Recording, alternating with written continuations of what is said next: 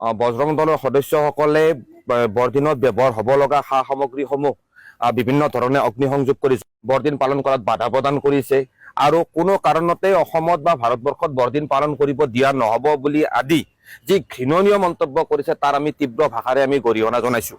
আচলতে এই ঘটনা অত্যেককে ঘৃণাজনিত এক অপৰাধৰ বহিঃপ্ৰকাশ আৰু এনেকুৱা ধৰণৰ অপৰাধে সামাজিক যি গাঁথনি সেই সামাজিক গাঁথনিৰ ওপৰত ব্যাপক প্ৰভাৱ পৰিব বুলি আমি আশংকা প্ৰকাশ কৰিছোঁ।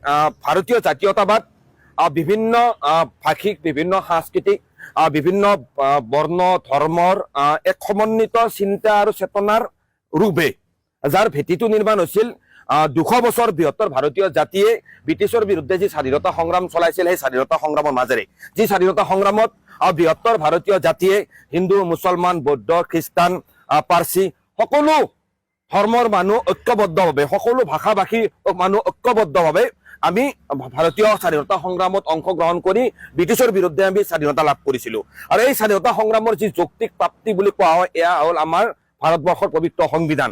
ভাৰতৰ পবিত্ৰ সংবিধানৰ অনুচ্ছেদ 25 কি কৈছে যে প্ৰতিজন ভাৰতীয় নাগৰিকে নিজৰ বিশ্বাস অনুসৰি, নিজৰ ইচ্ছা অনুসৰি যিকোনো ধৰ্ম গ্ৰহণ কৰিব পাৰে, যিকোনো ধৰ্ম পালন কৰিব পাৰে। তো আজি নলবাৰী জিলাত এই একাংশ বজৰং দলৰ সদস্যই সংখ্যালঘু খ্ৰীষ্টান ধৰ্মৰ পবিত্ৰ বৰদিন উৎসৱ পালন কৰাত যি বাধা প্ৰদান কৰিছে মুকলিভাৱে অন কেমেৰা, এতিয়ালৈকে নলবাৰী জিলা প্ৰশাসনে কিয় উক্ত বজৰং দলৰ সদস্যসকলক গ্ৰেপ্তাৰ কৰিব পৰা নাই? আজি আইনৰ শাসন নলবাৰীত ধ্বংস হৈ গৈছে নেকি? সেই প্ৰশ্ন আমি ABMC উত্থাপন কৰিছো। আজি বজৰং দলৰ সদস্যসকল কোন হয় যি সদস্যসকলে আজি দেশত এটা ধৰ্মৰ নিৰ্দিষ্ট ধৰ্মৰ এটা অনুষ্ঠান পালন কৰাত তেওঁলোকে বাধা প্ৰদান কৰিছে? আজি বৰদিন যি এটা মানে উৎসৱ বুলি কোৱা হয়, যি এটা মানে সুখৰ উৎসৱ, সেই বৰদিন পালন কৰাত বাধা দিবলৈ বজৰং দলৰ সদস্যসকলক কোনখন সংবিধানে অধিকাৰ দিছে, কোনখন আইনে অধিকাৰ দিছে? সেই প্ৰশ্ন আমি উত্থাপন কৰিছো।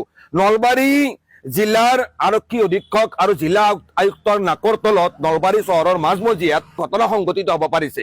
আজি আইনৰ শাসনৰ অস্তিত্ব নলবাৰীত নাইকিয়া হৈ গৈছে নেকি? এই প্ৰশ্ন আমি উত্থাপন কৰিছো। নে নলবাৰী জিলা প্ৰশাসন এই ক্ষেত্ৰত নীৰৱ হৈ থাকি তেওঁলোকে কি তাত সমৰ্থন আগবঢ়াইছে নেকি? সেই প্ৰশ্ন আমি নলবাৰী জিলা প্ৰশাসনৰ ওচৰত উত্থাপন কৰিছো। আৰু আমি ABMC দাবী জনাইছো যে কোনো কাৰণতে এনেকুৱা ধৰণৰ হেড ক্ৰাইম সমাজত মানি লোৱা নহ'ব। নলবাৰী জিলা আৰক্ষীয়ে শীঘ্ৰেই উক্ত বজৰং দলৰ সদস্যসকলৰ বিৰুদ্ধে স্বমতো গোচৰ ৰুজু কৰি দেশৰ সামাজিক গাঁথনি, দেশৰ আইন শৃংখলা, দেশৰ সংবিধান, আইনৰ শাসনৰ প্ৰতি ভাবুকি আহিব পৰা এনেকুৱা ধৰণৰ সদস্যক গ্ৰেপ্তাৰ কৰিবলৈ আমি ABMC দাবী উত্থাপন কৰিছো।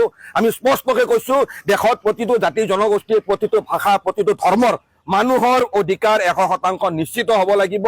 আৰু সংবিধানৰ ওপৰত কোনেও পদাঘাত কৰিবলৈ কোনেও কেতিয়াও আমি সুযোগ দিয়া নহ'ব। কাকো এই কথা আমি স্পষ্টকৈ কৈ দিছো যে সংবিধানৰ ওপৰত আক্ৰমণ নমাই আনিলে তাৰ বিৰুদ্ধে ব্যাপক গণপ্ৰতিবাদ গঢ়ি তোলা হ'ব।